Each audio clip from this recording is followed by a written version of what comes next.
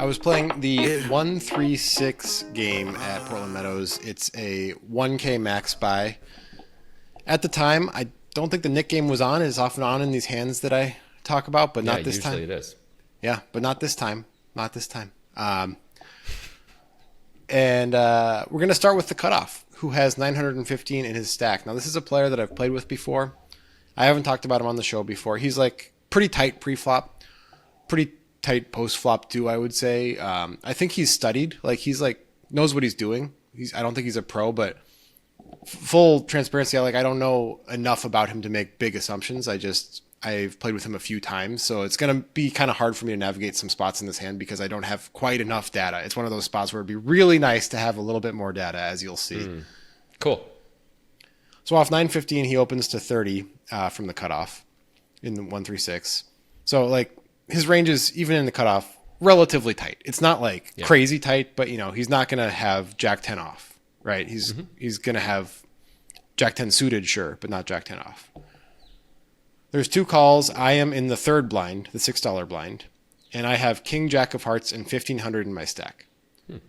So I think you could go both ways here. I mean, the tightness of the opener leads me towards calling, but sometimes that's wrong, right? Sometimes the tight player is going to fold too frequently pre-flop, and you can actually get it through, and you block some of their big hands with King Jack. How do you generally navigate this spot? I think you should really mix here, and I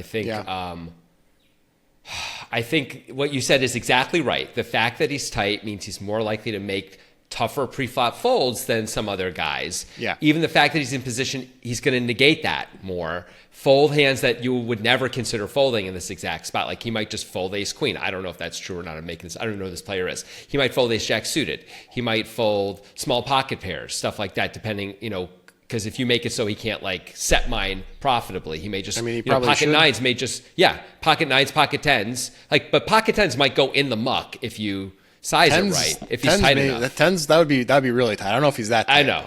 That's really tight. I agree. Yeah. But pocket nines then, fine. Pocket eights. Like these are big wins, right? So I think it's very reasonable to do this, but you can't do it too much because then a player like that is going to start to dig in a little bit and play their range a little differently, right? At some point, he's going to see you're doing this and just be like, well, I have a better range than you, so I'm the guy who can 4-bet. So you got to be a little careful. So I would probably lean to something like, I don't know if these numbers are right, but something like 30% squeeze, 70% call. Like it's so nice just to be able to call, close the action, see the flop. We have position on two of the three players. The other guy's relatively tight, probably isn't just going to take swings out of nowhere when it's four-handed anyway. So we're going to have a pretty good sense of where we're at in a lot of parts of this hand. I like where we are position-wise. So I think, like 70-75% of the time, I probably have to just call. I think so too. I think maybe in this type of situation where he has 915 and like my squeeze is going to be, I don't know, out of position might be 200. So he's going to have some jams. Like I think I'd prefer to have a less playable hand. So maybe I'd do King Jack off for squeezing. King Jack suited, I take a flop and, have a lot more maneuverability. That's fair. That's really fair. If he's deeper or shorter, maybe we like it better. But yeah. But anyway, I do call off of a $1,500 stack. So he's the effective stack between us. The other two players aren't going to factor in the hand. So 915 effective heading to the flop. There's 120 in the pot. And I want to be clear about some stuff in this hand. I think I made some mistakes in this hand. Like I had some time to think about it, and I did some like breakdown type analysis in my own head after the river, and I was like, I think that I fucked that up. So I'm excited to see what you think. And I'm excited to get fucking roasted by the audience because that's what I'm here for.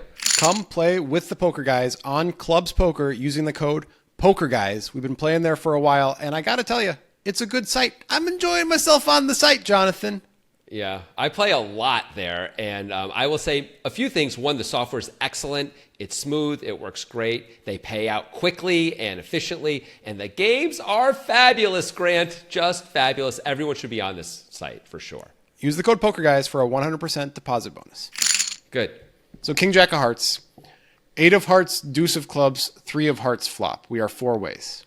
Okay. So it's like a non-straighty board, unpaired board, 2 hearts. That's pretty good. Everybody checks, including me. I guess we can talk about that. Is there a decent argument for leading? It is somewhat reasonable to lead here. Our opponent, the tight player, probably doesn't have very many raises at all when we lead. Probably not. With the two players behind him on this board. My concern is that he's just going to take his big overpairs and raise with them because of SPR. And the board is not quite coordinated enough for me to have that many value hands with 8 deuce 3. I have sets only for actual value right now.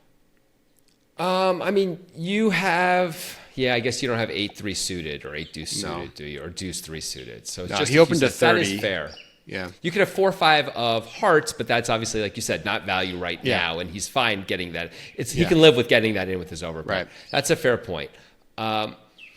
If we think he's the kind of guy who's going to play his overpairs aggressively against us, I'm more apt to check, and we get to see what he has, right? Because I think if he has ace high, he's probably checking. Mm-hmm. If he's tight and 4 ways on that board, and if he has an overpair, he's going to bet anyway, right? Yeah. So if we think he's going to play his overpairs as a raise to our lead, then I want to just check and let him show us what he has. I don't know if he is or not, but I think there's a chance. Okay. But I check, and he c-bets 80 into 3 opponents. And it's, 8 deuce 3. He's probably got some bluff-ish type hands, but he is relatively tight. So he's going to have mostly an 8 or better. Maybe he has 7s or 6s. He could have 7s or 6s, a hand like that. You know? It's hard for him to have an actual bluff here, like an air, like ace queen off or something like that. Really hard. 4 ways on that board, I think, if he's tight. Really, really hard. Yeah, I mean, he probably should have his ace queen offs with the ace of hearts in it, but I think most players in practice don't have that. Yeah, they take the free card there a lot, which is not unreasonable, even though I understand what you're saying about you bet, it gives you, there's a lot of good turn cards for you, blah, blah, blah. Still, it's reasonable to check too. It is. I think betting is clearly superior there, but it doesn't matter. I don't think he's doing that necessarily. Cool. Okay, so the other 2 opponents fold quickly. Yeah. So what do you think? Pretty clear call. I think we have a pretty clear call here. Yeah. I agree. He mostly doesn't have the hands that he's betting for value, most of those he's not going to be able to fold. Sure, he can fold 7s and 6s, but most of the hands he's betting for value are overpairs, not underpairs to the 8. And he's not going to fold that based on his stack size, or he shouldn't be folding that. And if he knows anything, if he's played with you, he understands that you, maybe not in this exact configuration, but you can have bluffs. If we don't think there's fold equity, I don't think there's nearly enough fold equity for you to make a check raise here, is what I'm getting to. I agree. I'm inclined just to call. And it means sometimes we're going to get blown off the hand on the turn, and it's really too bad for us. But I don't think if we don't have fold equity, raising is stupid. So let's not do that. Let's just call 80 and see. I think we have very little fold equity. Yeah. Yeah. So I do call on 8 deuce 3 with 2 hearts, 8 of hearts, deuce of clubs, 3 of hearts. I have king jack of hearts. The pot is now $280, and he was the effective stack with 915 to start. So he's got 815, 800 left, something like that. Yep. The turn is the 5 of hearts. So we did it. 8 of hearts, deuce of clubs, 3 of hearts, 5 of hearts. I have king jack of hearts. Yep. I really contemplated leading here. I think you should lead. You think I should lead because he's going to check back with so much stuff? He's checking back his entire frickin' value range, which is his whole range is value on the flop. Unless he has the nut flush or a flush. If he has a flush, it doesn't matter. You're getting it in anyway. Everything else is checking back. He doesn't have ace queen with the ace of hearts. We don't think anyway. It's always going check check if you check, or almost always. I think it's a pretty clear lead. Yeah, I think you have to lead.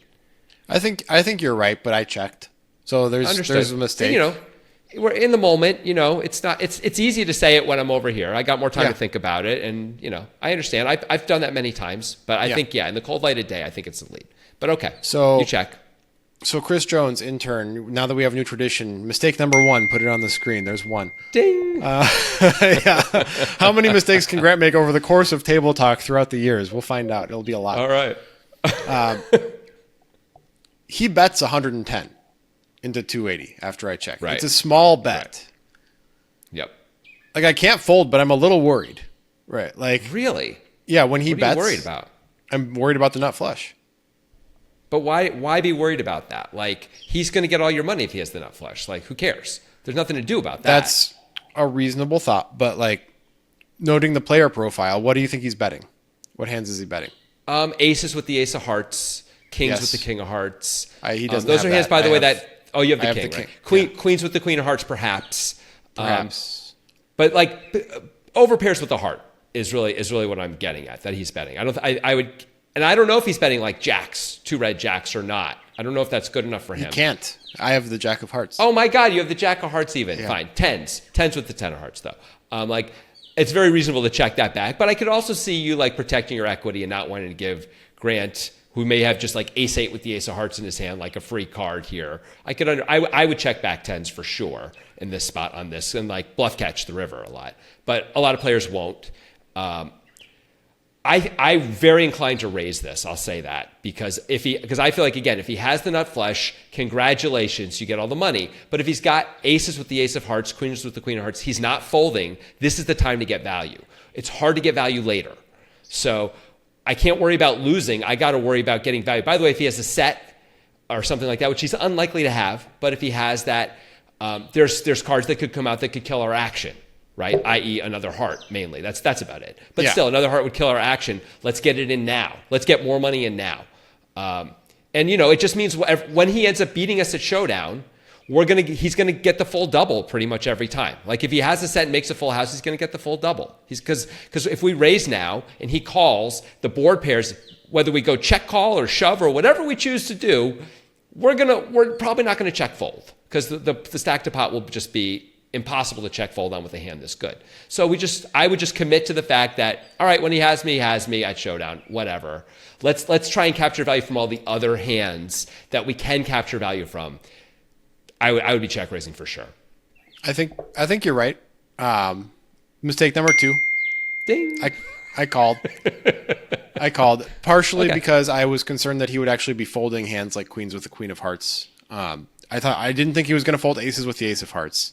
Mm-hmm. But I thought he would fold queens with the queen of hearts and any other overpair with hearts. So Maybe he would too. I was concerned about that. Maybe he would. So I was like, I'm gonna like kind of hope that the river is clean and try to get my value on the river was my thought process. It's hard to get value on the river though. It's a weird story you're going to be telling. I know, but when I check raise, it's super strong. When the third heart comes, it's also super strong. It's strong either way, but like you wait till the river and then suddenly lead out or check raise, then geez, it's like. I mean, this is kind of the type player is just. It's hard to get money out of the type player. I mean, anyway, right, and it's also a classic example of the importance of position. Right, this would be so much easier to navigate in position. No question. No question. Anyway, I call $500 in the pot now. It's 8 of hearts, deuce of clubs, 3 of hearts, 5 of hearts. I have king jack of hearts for the second nut flush. Cool. The river is the clean 9 of clubs. Oh. Doesn't pair the board. That's exciting. Cool. He's got 700 in his stack. How much is in the pot again? 500. Some? Okay. Yeah. How do we want to do this? I think this is a really interesting spot now that we're here, now that I've played it this way. How do we navigate this spot? Okay. So the question we have to ask ourselves is he going to bet an overpair again if we check? Right? That's the real question. Is he betting queens if we check? I thought no. Okay. If we think no, then we have to lead, right? Because how are we ever getting value against this guy otherwise? There's no value to get unless we lead, right? Yeah. So we have to lead. Great. Let's lead. We don't need to lead massively because we don't want like a hand like queens to fold, right? Queens aren't going to, when we lead suddenly, queens hate it, right?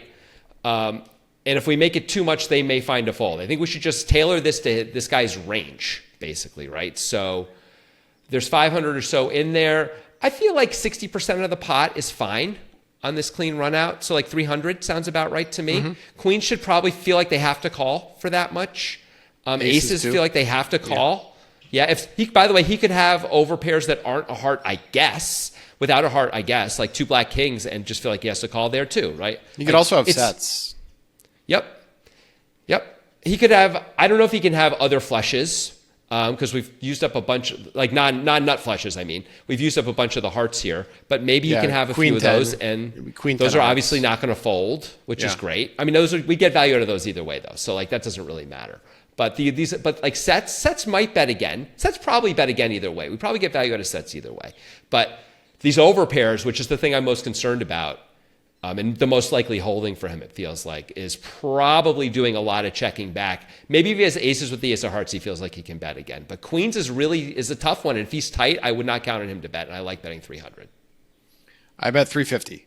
I tried to squeeze a little bit more out of the apple. Okay. He does the thing where he tanks for a while. Oh, no. And then he moves in. obviously. For 695, not 700, 695. So just under a min raise. Okay. Can he have worse flushes? Let's start there. So what flushes exist that are worse? The queen X of hearts. It would be like queen 9 of hearts is like the best queen that 10. exists. He could have queen 10 of hearts. Okay. Yeah. Would he move in with queen 10 of hearts? Maybe. He could move in with queen 10 of hearts. I mean, my line is incredibly strong here. It's Sure, but you could have a lot of other flushes that not just the king high flush. You could do this with all flushes, right? It's very reasonable to do this with all flushes. Well, I got to tell you, I tanked for a long time with the king high flush. So I don't know if, yeah. So, oh, no, I understand that, but I'm talking the lead. You would lead with all, like you would play all flushes up to this point this way. So you've got a lot but he should of worse expect flushes here. He should expect to get called by worse hands if he's going to move in with a flush, right? That's like his plan. Right, but I'm saying, so the queen X of hearts is very reasonable because you have a lot of flushes here, right? I didn't really think he was going to do this with the queen X of hearts. Okay. This is where I think if I did breakdown style analysis, I would have done differently. Okay. Not just the mistakes previous to this, but what happens next. I really think he just has the nut flush for value when I take this line. And if he has a bluff, and I think he's studied enough to know that he's supposed to have bluffs sometimes, he has the ace of hearts. And the thing that I didn't account for somehow after 10 years of doing breakdowns is that he doesn't have ace X offsuit without having aces, right? So like when I was doing my calculations, I was like, he could have ace 8 with the ace of hearts. No, he fucking can't. He's not opening that. It's ace ace. It's ace ace with the ace of hearts, maybe ace king or ace queen with the ace of hearts, but we doubt it. Yeah, right. I doubt it. And beyond that, he has to have the actual gear to do that, to actually put in a min raise bluff with. It's asking a lot. And also turn aces into a bluff instead of just call. Right. So he can. Yeah, I agree with you there. So it's like, it feels like a guaranteed nut flush to me. It sort of does. Look, what price are we actually getting here? We're getting some ridiculously crazy price, right? We're getting it's effectively 350 to win like 1,200 or something, right? Like actually, or 1,250. It's right? 350 to win. It's more than that. Like 1,600. Oh, because he moved in for the right. Okay, so we're getting some outrageous price. Yes. We have about as good a bluff catcher. We have the best possible bluff catcher, right? We have 2 hearts in our hand and the king of hearts. Like that's as good as we can have as a bluff catcher, I would say, right? I guess you could argue 1 heart with the ace of hearts is a better bluff catcher, but if you don't think he has this gear, then it isn't a better bluff catcher. Yeah, I don't know this gear. It's not that he doesn't have this gear; it's that I don't know if he has this gear. Okay, this is why I prefaced it with, it would be really nice to know more about this player. Right. Based on everything you're saying, I feel like I know what the outcome is, but I will say, trying to be blind to that, the John Rawls style here, which is, guys, look that up, Google that, that's good stuff. Trying to be blind to that, I feel like we have to call this hand. Like, I think in theory we do. Yeah. I mean, I tanked for like 4 or 5 minutes with this hand. That's fair. Because that's fine. I could not find a way to him actually doing this with the queen high flush. I couldn't find a way to him doing it. I could only find a way to him having the ace of hearts as a bluff, and that's how I could win. I feel like we can really get to the queen high flush because we aren't a lot deeper. If we're a lot deeper and he makes a big raise, that feels different, right? But it's only a little bit more. Like you made 350, it's only 350 more, and then he's got no more at risk. So I could see him being more willing to put in the rest of the money. I mean, assuming a queen high flush or other flushes. I mean, he knows me at least as well as I know him. I don't know if he's ever watched any of our videos or anything, but if he has, he knows me a lot better than I know him. Like, if you are against me, are you moving in with the queen high flush? For that much more, I don't know. I won't say for sure one way or the other. Yeah. But it's not a definite no for me. Are you moving in with the 10 high flush? Probably just calling with the 10 high flush. Probably. Right, because there's like one combo of queen high flush in this guy's range, I think. I'm not sure he's opening queen maybe 9 two. suited. Maybe two. But I think there's a bigger point here. You're saying you don't have perfect information about this guy. There's stuff you don't know. You're not sure if he can have this gear of like the naked ace high of hearts bluff. Yeah. So if there's any chance at all of him having that, and there's any chance at all of him having a worse flush, we're getting like 4.7 to 1. I think we just have to call with this hand with the incredible blockers and the second nuts ourselves. We just have to call and lose sometimes and accept that. That is what I concluded. Okay. That is what I concluded as well. I'm still not sure if it was right because like it's not most people in the world don't have the gear to turn aces with the ace of hearts into a bluff here. I agree. It's rare. I agree. That's a really ballsy, almost crazy thing where you assume you're getting called by just too much because the price is so good and so on and so forth. But the truth is, you actually would almost certainly have folded out worse flushes, right? That like almost certainly because you tank for 4 minutes with the king high flush. So it is a pretty cool play. Of course it is. But he has to have the gear. It's hard to have the gear. I agree. But if we don't know for sure, this is a good time to find out. Yes, and I want to be clear. Like I think you, Jonathan, have years of evidence of me being pretty good about not being results oriented. So I genuinely have these feelings in this spot. Oh no, I know you have these. No, if anything, I feel like you're too apt to believe that the worst case scenario in these spots, not the other way around. Yeah. Like I know, like you're like, damn the price and damn my hand and damn everything. This guy has to have the nut, so nothing matters, and sometimes that saved you, but I think that also is, we have examples certainly in table talk, and this is true for everyone, of course. Yeah. But like that costs you too. And so if anything, I think you swing the pendulum the other way. Like I know you have these thoughts. I completely believe that. Yeah. Yeah. Anyway, I did call because of all of the reasons to call. And he, of course, had the ace-10 of hearts. He had the ace-10 of hearts. And it was so obvious that he had the nut flush. It was so obvious, but I called anyway. It's okay. Yeah. That you gave yourself an incredible price to call. Yeah. It's not a big deal. I believe you're supposed to lose this hand and double them up. Like it isn't like you have the 5 high flush and you double them up here. You have the king high flush. There's only 3 hearts out there. I just think we're just like sometimes the cards just demand you lose the full pot. And this is one of those times. I was trying to white magic it. I was trying to employ my white magic, and I couldn't quite pull the white magic. I don't know if it's a trigger or if he casts a spell. Exactly how he does it. The thing is this: like when these white magic spots, right?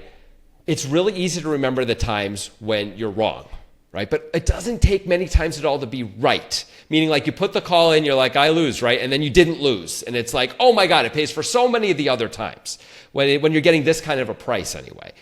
This is from my limit hold'em background, admittedly, but in this kind of a spot where you're getting, 5 to 1 almost, 4.5 to 1, it's kind of the same, right? You're getting some unbelievable price to call. You just don't have to rate much at all. And you are going to be right at least a little bit because people do lose their minds at least a little bit sometimes. I agree. It's just the player profile and everything. Yeah. It really added up. And I mean, look, there are some players that I would find a fold against in this exact spot, but I'd have to really be sure. Otherwise, forget it. If I'm not 100% sure, if I'm not already saying to myself, it's a bet fold, then it's a bet call with this hand in this spot for me. Yeah. I almost danced between the raindrops here, but I got hit by the raindrop. I don't think that's a mistake. I think that's just the way of the world. It is. Sometimes you're the bug, You were the bug this time. But I want to be like a really big bug that eats the car, Well, those don't exist. I'm sorry. Maybe. I guess somebody hasn't seen enough cinema in their life. I've seen a few. I mean, The Mist. The ending of The Mist was so good. Tired of being tired of being sick. In my head 24/7, how I'm supposed to pay the rent. Mr. Practice, I don't play. Friday nights we on the bench. Trying to come up with a play. If it don't work, then hit a lick. Swift knocking at my door. Pain ain't tell. I'm studying her word prayer. Baby excel. Got away with way too much. Should've got expelled. But the school saw my potential. Smart kid trying to rebel.